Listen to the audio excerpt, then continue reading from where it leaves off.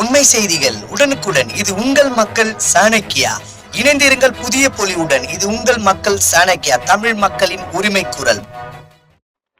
கோவை மாவட்டம் விளாங்குறிச்சி பிரதான சாலையிலிருந்து அன்னை வேளாங்கண்ணி நகருக்கு செல்லக்கூடிய பிரதான சாலையில் எரிவாயு பைப்பு இணைக்கும் வழி மற்றும் பாதாள சாக்கடைக்காக தோண்டும் பணி கடந்த சில நாட்களாகவே நடைபெற்று வருகிறது. இந்த சூழ்நிலையில் ஏற்கனவே இந்த பணிகள் நடந்து வரும் சூழ்நிலையில் பல்வேறு இன்னல்கள் இருந்தும் மக்கள் சகிப்புத்தன்மையுடன் அந்த வழியாக சென்று வந்திருந்தனர். இருப்பினும் பலர் சகித்து கொண்டு நல்ல ஒரு திட்டம் செய்யப்படுகிறது என்று பொறுத்து போய்கொண்டிருந்தனர். ஆனால் நேற்றைய தினம் பெய்த கனமழை காரணமாக முற்றிலும் இந்த பகுதியில் உள்ள அனைத்து வீதிகளும் பெருமளவு சேதமடைந்தது.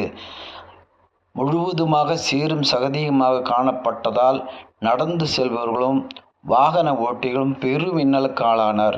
மேலும் ஒரு சிலர் வழுக்கி விழுந்ததாகவும் கூறப்படுகிறது. நடந்து போக முடியாத அளவுக்கு இந்த பகுதி பாதிக்கப்பட்ட பிறகு இந்த பகுதியை சேர்ந்த பொதுமக்கள் மற்றும் வழக்கறிஞர் ஒருவரும் நமது பத்திரிகையை சார்ந்த நிருபரும் உரிய அதிகாரிகளை தொடர்பு கொண்டபோது யாரும் அதற்கான சரியான பதிலை அளிக்கவில்லை.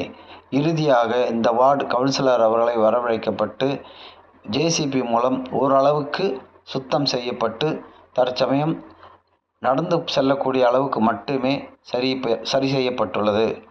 கோவை மாவட்ட செய்திகளுக்காக பாபு.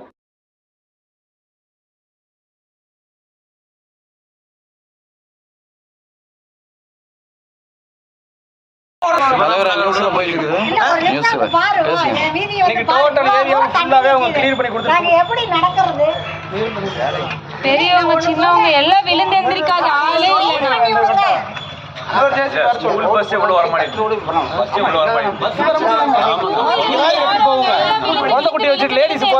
போறாங்க. எப்படி போறது?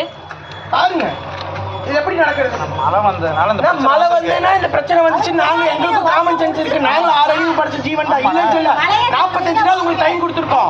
மழை காலம் எம்எல்ஏ வந்தப்ப என்ன சொன்னாரு? தம்பி மழை காலம் வருது செப்டம்பர் மாசம், அதுக்கு முன்னாடி வேலையை முடினாரு. போட்டீங்க வேலை முடிச்சு எடுத்துக்கலாம்.